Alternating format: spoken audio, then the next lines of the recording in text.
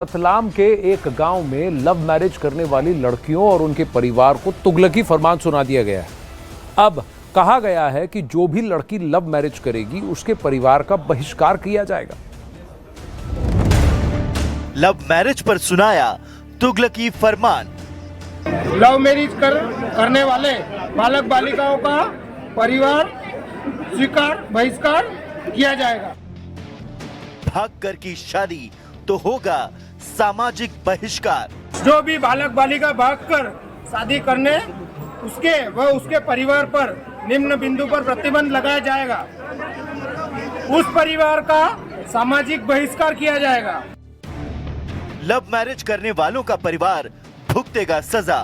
भागकर शादी करने वाले परिवार के घर ना कोई दूध देने या अन्य सामग्री देने लेने नहीं जाएगा। उक्त परिवार का खेत कोई भी लीज पर नहीं रखेगा। लव मैरिज करने वालों के सामाजिक बहिष्कार का ये तुगलकी फरमान एमपी के रतलाम के पंचेवा गांव में सुनाया गया। प्रेमी जोड़ों के परिवार को चेतावनी देने वाला वीडियो जैसे ही सोशल मीडिया पर वायरल हुआ, रतलाम के पंचेवा गांव की चर्चा होने लगी। मीडिया पंचेवा गांव पहुंच गई। गांव वालों से बातचीत की गई तो उन्होंने सफाई देनी शुरू कर दी। पीट के बताया गया बहिष्कार उनके लिए, जैसे मैं चाहता हूं कि मेरे को वहां नहीं जाना है तो मैं नहीं जाऊंगा। वो मेरी तरफ से मेरा बहिष्कार है कि मेरे को उनके वहां नहीं जाना है, मेरे यहाँ काम पे नहीं बुलाना है। मैं क्या कर रहा हूँ, अब इनको जमेगा तो ये जाएंगे या नहीं जाएंगे। पंचेवा गांव के कुछ लोगों ने वीडियो वायरल होने के बाद सफाई दी, लेकिन कुछ लोगों के मुताबिक लव मैरिज करने वालों पर सुनाया गया तुगलकी फरमान बिल्कुल सही है। उन्होंने दो टूक बोल दिया कि उनके गांव में लव मैरिज के कई मामले आ चुके हैं, इसलिए उन्होंने ये कड़ा फैसला लिया। खुद मेरे दो को छोरी लड़कियां कॉलेज जाती, मैंने बंद कर दिया उनको, क्योंकि मैं लड़कियों को भविष्य नहीं बिगाड़ना चाहता हूँ। गांव का माहौल कहीं ना कहीं खराब हो रहा था, इसलिए आप लोगों को फैसला लेना पड़ा। यही स्थिति है सर, हमारी भी बालिका कॉलेज जाती, हमने भी बंद करा, उसको करना पड़ा सर। क्या करें, नहीं करें तो अब ऐसे भाग के जाती है। गांव में हमारी भी इज्जत है, हमारा समाज है। एमपी के रतलाम के पंचेवा गांव के वायरल वीडियो के मुताबिक भागकर शादी करने वालों के परिवारों का सामाजिक बहिष्कार किया जाएगा। खेती किसानी में भी उनकी कोई मदद नहीं की जाएगी। दूध फल सब्जियों के लेन देन पर भी प्रतिबंध लगेगा। रतलाम के पंचेवा गांव में पिछले 6 महीने में 6 लड़कियों ने भागकर शादी की और इसलिए गांव के लोगों ने लव मैरिज करने वालों को चेतावनी दी। ग्रामीणों का कहना है कि प्रेम विवाह करने वाले गांव का माहौल खराब कर रहे हैं। शादी के बाद लड़कियां माता पिता को पहचानने से इनकार कर देती हैं। वो इस बात पर भड़के और सामाजिक बहिष्कार जैसा कड़ा फैसला किया।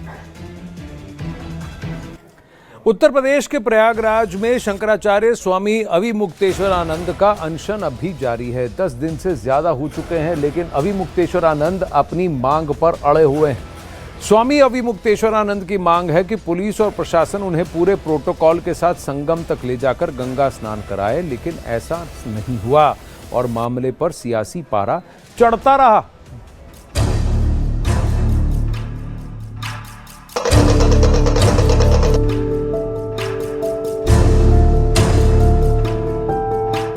आम तौर पर तीर्थराज प्रयागराज में माघ मेला श्रद्धालुओं के लिए जाना जाता है।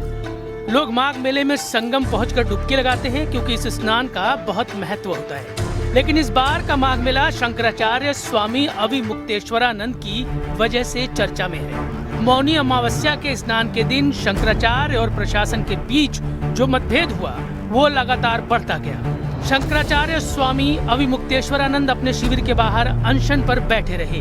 10 दिन से ज्यादा हो गए, लेकिन उनका अनशन खत्म नहीं हुआ।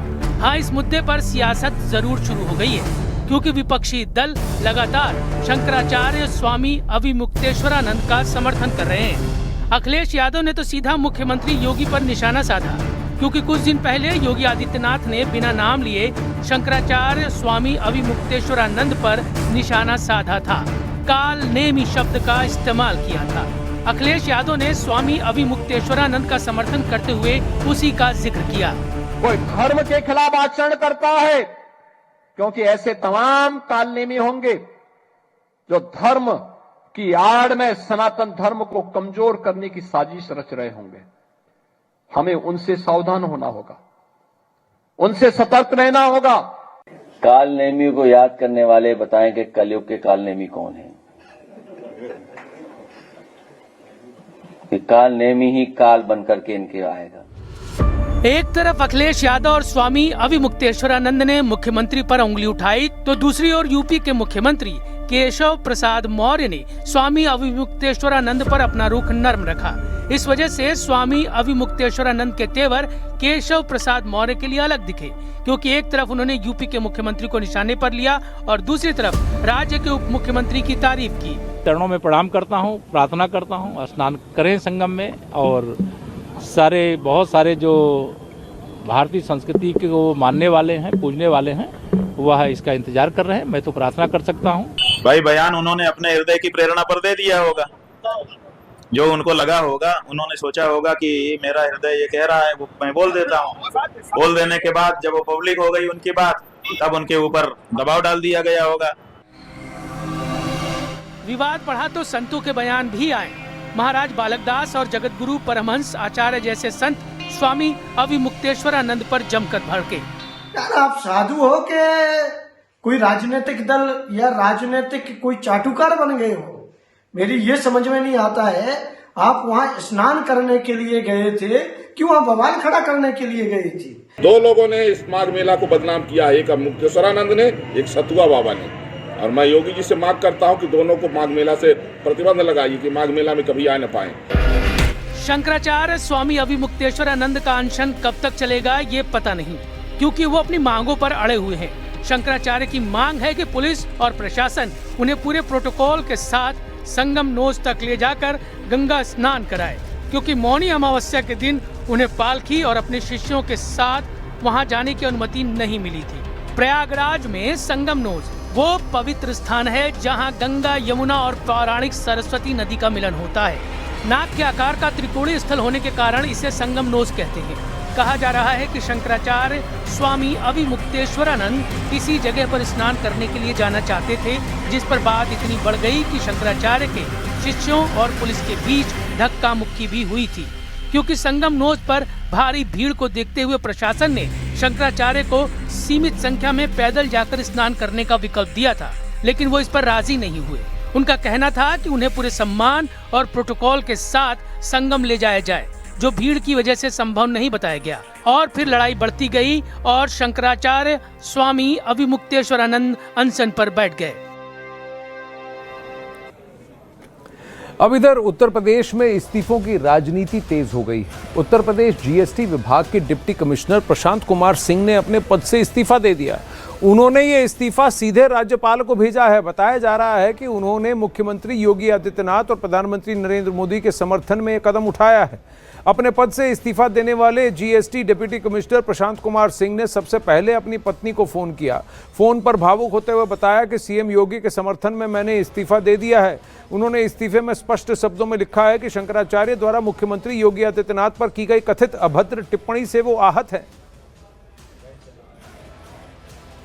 जो बयान है